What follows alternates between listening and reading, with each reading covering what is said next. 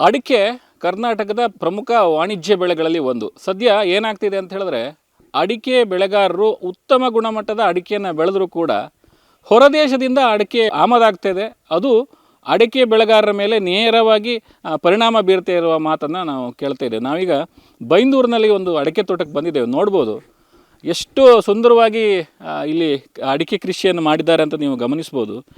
ಏನಾಗ್ತಿದೆ ಅಂತ ಹೇಳಿದ್ರೆ, ಗುಣಮಟ್ಟ ನಮ್ಮ ರಾಜ್ಯದ ಅಡಿಕೆ ಉತ್ತಮ ಗುಣಮಟ್ಟದ ಅಡಿಕೆ ಅಂತಲೇ ಹೇಳ್ಬೋದು. ನಮ್ಮ ದೇಶದಲ್ಲಿ ಒಟ್ಟು 14 ಲಕ್ಷ ಟನ್ನಷ್ಟು ಅಡಿಕೆ ಅನ್ನುವಂಥದ್ದು ಉತ್ಪಾದನೆ ಆಗ್ತದೆ. ಬಹಳ ಸಂತೋಷದ ವಿಚಾರ ಅಂತ ಹೇಳಿದ್ರೆ, ಕರ್ನಾಟಕ ಮಾತ್ರ 10 ಲಕ್ಷ ಟನ್ ಅಡಿಕೆಯನ್ನು ಪ್ರತಿ ವರ್ಷ ಉತ್ಪಾದನೆ ಮಾಡ್ತದೆ ಅಂತ ಹೇಳಿದ್ರೆ, ದೊಡ್ಡ ಮಟ್ಟದ ಅಡಿಕೆ ಉತ್ಪಾದನೆ ಆಗುವಂಥ ಒಂದು ರಾಜ್ಯ ನಮ್ಮ ಕರ್ನಾಟಕ. ಆದರೆ ಭಾಳ ಬೇಸರ ಸಂಗತಿ ಏನಂತ ಹೇಳಿದ್ರೆ, ಇಲ್ಲಿನ ಅಡಿಕೆಯ ಗುಣಮಟ್ಟ ಉತ್ತಮವಾಗಿದ್ದರೂ ಕೂಡ ಮಯನ್ಮಾರ್ ಇರ್ಬೋದು, ಭೂಟಾನ್ ಇರ್ಬೋದು, ಅಥವಾ ಪಕ್ಕದ ಶ್ರೀಲಂಕಾ ದೇಶದಿಂದ ಅಡಿಕೆ ಇಲ್ಲಿಗೆ ಆಮದಾಗ್ತಿರುವಂಥದ್ದು, ಇದು ಅಡಿಕೆ ಬೆಳೆಗಾರರಿಗೆ ದೊಡ್ಡ ತಲೆನೋವಾಗಿದೆ. ಈ ಕೊಳೆ ರೋಗ ಇರ್ಬೋದು, ಇನ್ಯಾವುದೋ ಸಮಸ್ಯೆಗಳಕ್ಕಿಂತ ದೊಡ್ಡದಾಗಿರುವಂಥದ್ದು, ಬೆಳೆದ ಬೆಳೆಗೆ ಒಂದು ಬೇಡಿಕೆ ಇಲ್ಲ ಅಂತ ಹೇಳಿದ್ರೆ ಅದು ರೈತರಿಗೆ ದೊಡ್ಡ ಸಮಸ್ಯೆ ಮತ್ತು ದೊಡ್ಡ ತಲೆನೋವು ಅಂತಲೇ ಹೇಳ್ಬೋದು. ಸದ್ಯ ಅಂತಹ ಪರಿಸ್ಥಿತಿಯನ್ನು ನಾವು ಕಾಣ್ತಾ ಇದ್ದೇವೆ. ಈಗ ನಾವು ನಮ್ಮ ಜೊತೆ ಈ ಭಾಗದಲ್ಲಿ ಅಡಿಕೆ ಬೆಳೆಗಾರರು ಅಂತ ಹೇಳಿ ಮತ್ತು ಕೃಷಿ ಪಂಡಿತ ಅಂತ ಪ್ರಶಸ್ತಿ ಪಡೆದಿರೋರು ನಮ್ಮ ಜೊತೆ ತಿಮ್ಮಣ್ಣ ಹೆಗ್ಡೆ ಅವರು ನಮ್ಮ ಜೊತೆಗಿದ್ದಾರೆ. ಅವರನ್ನೇ ಕೇಳೋಣ. ಸರ್, ಈಗ ಅಡಿಕೆ ಯಾಕೆ ಇಂಥ ಹೊಸ ಬೆಳವಣಿಗೆ, ನಮಗಿದು ವಿಷಯ ಗೊತ್ತಿರಲ್ಲ ಅಂತ ಹೇಳ್ಬೋದು. ಯಾಕಂತ ಹೇಳಿದ್ರೆ ಹೊಸದಾಗಿ ಕೇಳ್ತಿರೋದು, ಕಳಪೆ ಗುಣಮಟ್ಟದ ಅಡಿಕೆಯನ್ನು ತೋರಿಸ್ಕೊಂಡು ಉತ್ತಮ ಗುಣಮಟ್ಟದ ಅಡಿಕೆಗೆ ಬೇಡಿಕೆ ಇಲ್ಲ ಅಂತ ಹೇಳಿದ್ರೆ ಭಾಳ ಆಶ್ಚರ್ಯದ ವಿಷಯ. ಏನಂತಾರೆ ಸರ್? ಅಡಿಕೆ ವಿಚಾರ ಸಂಬಂಧಪಟ್ಟಂತೆ ನಾವೆಲ್ಲ ಅಡಿಕೆ ಬೆಳೆಗಾರರು ಒಂದು ಸಮಸ್ಯೆಯಲ್ಲಿದ್ದೇವೆ. ಏನು ಸಮಸ್ಯೆ ಅಂತಂದರೆ, ಕರ್ನಾಟಕದಲ್ಲಿ ಈ ಹಿಂದೆ 2 ಲಕ್ಷ ಹೆಕ್ಟೇರ್ ಪ್ರದೇಶದಲ್ಲಿ ಅಡಿಕೆಯನ್ನು ಬೆಳೀತಾ ಇದ್ವಿ. ನಮ್ಮ ಅಡಿಕೆಗೆ ಒಳ್ಳೆಯ ದರ, ಒಳ್ಳೆ ರೀತಿಯಂಥ ಮಾರುಕಟ್ಟೆ ಇತ್ತು. ಆ ಸಂದರ್ಭದಲ್ಲಿ ನಾವು ಏನು ಮಾಡಿದ್ವಿ ಅಂದರೆ, ಹೆಚ್ಚಿನ ಸ್ಥಳಗಳನ್ನು ಅಡಿಕೆಗಾಗಿಯೇ ಮೀಸಲಾಗಿಟ್ಟು ಈಗ 6 ಲಕ್ಷ ಹೆಕ್ಟೇರ್ ಪ್ರದೇಶದಲ್ಲಿ ಬೆಳೀಲಿಕ್ಕೆ ಹೊರಟಿದ್ದೇವೆ. ಆದರೆ ಈ ಮಧ್ಯೆ ನಮಗೊಂದು ಆತಂಕದ ಪರಿಸ್ಥಿತಿ, ಮುಂದೆ ಮಾರುಕಟ್ಟೆ ವಿಚಾರದಲ್ಲಿ ಆತಂಕದ ಪರಿಸ್ಥಿತಿ ನಿರ್ಮಾಣ ಆಗಿದೆ. ಅಂದರೆ ನಾವು ಪೇಪರಲ್ಲಿ ನೋಡುವಂಥ ವಿಚಾರ, ಟಿ ವಿಯಲ್ಲಿ ನೋಡಿದಂಥ ವಿಚಾರ, ಈ ಎಲ್ಲ ವಿಚಾರವನ್ನು ಗಮನಿಸಿದರೆ ನಮಗೆ ಮುಂದೆ ಮಾರುಕಟ್ಟೆ ಸಮಸ್ಯೆ ಉಂಟಾಗುತ್ತೇನೋ. ನಾವೆಲ್ಲ ನಂಬಿದ್ದೇನು ಅಂದರೆ, ನಮ್ಮ ಅಡಿಕೆ ತುಂಬ ಕ್ವಾಲಿಟಿ ಇದೆ, ಅನೇಕ ರೀತಿಯ ಬಳಕೆಯಲ್ಲಿ ಇವತ್ತು ಬರುತ್ತೆ.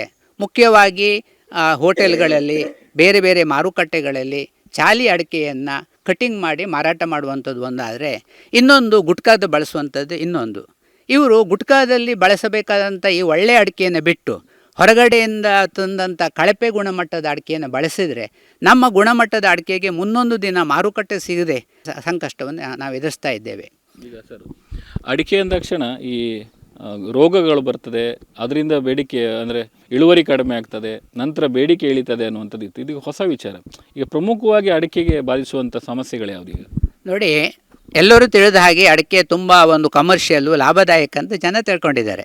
ವಸ್ತುಸ್ಥಿತಿ ಹಾಗಿಲ್ಲ. ಇವತ್ತೇ ಅಡಿಕೆ ತುಂಬ ದುಬಾರಿ ಕಲ್ಟಿವೇಷನಿಗೆ ಏನು ಕಾಸ್ಟ್ ಆಗುತ್ತೋ, ನಾವು ಪ್ಯಾಕೇಜ್ ಆಫ್ ಪ್ರಾಕ್ಟೀಸಸ್ ಅಂತೀವಿ, ಅಂದರೆ ಮೇಂಟೆನೆನ್ಸಿಗೆ ತುಂಬ ಕಾಸ್ಟ್ಲಿ ಆಗ್ತಾ ಇದೆ. ತುಂಬ ಹಂತದಲ್ಲಿ ಇವತ್ತೇ ಸಿಂಗಾರಕ್ಕೆ ರೋಗ ಬರ್ತಾ ಇದೆ. ಸಿಂಗಾರ ಮುಗುಟು ಉದುರುವಂಥ ಬಡ್ ರಾಟಿಂಗು, ಬಡ್ ಬೀಳುವತಕ್ಕಂಥ ಒಂದು ಸಮಸ್ಯೆ ಕಾಣ್ತಾ ಇದ್ದೇವೆ. ಅದಕ್ಕೆ ನಾವು ಬೇಸಿಗೆಯಲ್ಲೇ ಒಂದು 3 ಔಷಧಿ ಹೊಡೆಯುವಂಥ ಪ್ರಸಂಗ ಬಂದಿದೆ. ಆಮೇಲೆ ಅತಿಯಾಗಿ ಬಾಧಿಸುವಂಥದ್ದು ಕೊಳೆ ರೋಗ. ಎಲ್ಲರಿಗೂ ಗೊತ್ತಿದೆ, ಕೊಳೆ ರೋಗಕ್ಕೆ ಸಾಮಾನ್ಯವಾಗಿ ತಿಂಗಳಿಗೆ 1 ಸಾರಿ, ಒಂದು ಸೀಸನ್ನಲ್ಲಿ 3 ಸಾರಿ ಔಷಧಿಯನ್ನು ಹೊಡೆಯಬೇಕಂತ ಪ್ರಸಂಗ ಇದೆ. ಅಂದರೆ ದಿವಸ ಹೋದಂಗೆ ಅಡಿಕೆಯನ್ನು ಉಳಿಸ್ಕೊಳ್ಬೇಕಾದ್ರೆ ರೈತರು ಕಷ್ಟಪಡುವಂಥ ಪರಿಸ್ಥಿತಿ ನಿರ್ಮಾಣ ಆಗಿದೆ. ಆಮೇಲೆ ಕೂಲಿ ಆಳುಗಳ ಸಮಸ್ಯೆ ಇವತ್ತು ದೊಡ್ಡ ಸಮಸ್ಯೆಯಾಗಿದೆ. ಅಂದರೆ ಆ ಮಣ್ಣು ಹಾಕಬೇಕು, ಗೊಬ್ಬರ ಹಾಕಬೇಕು, ಇಂಥ ಸಂದರ್ಭದಲ್ಲಿ ಕೆಲಸಗಾರರು ಸಿಗದೆ ನಾವು ಸಂಕಷ್ಟ ಪಡ್ತಾ ಇದ್ದೇವೆ. ಆಮೇಲೆ ಔಷಧಿಗಳು ಕಾಸ್ಟ್ಲಿ. ಅಂದರೆ ನಾವು ಹೇಳಿದ್ರೆ ಒಂದು ವರ್ಷಕ್ಕೆ ಮತ್ತೊಂದು ವರ್ಷಕ್ಕೆ ಹೋಲಿಸಿದ್ರೆ ಸುಮಾರು 15-20% ಮೆಡಿಸಿನ್ಸ್ ಕಾಸ್ಟ್ಲಿ ಆಗ್ತಾ ಇದೆ. ಇದು ನಮ್ಮ ರೈತರಿಗೆ ಒಂದು ತುಂಬಲಾರದ ಹೊರೆಯಾಗಿ ಪರಿಣಮಿಸ್ತಾ ಇದೆ.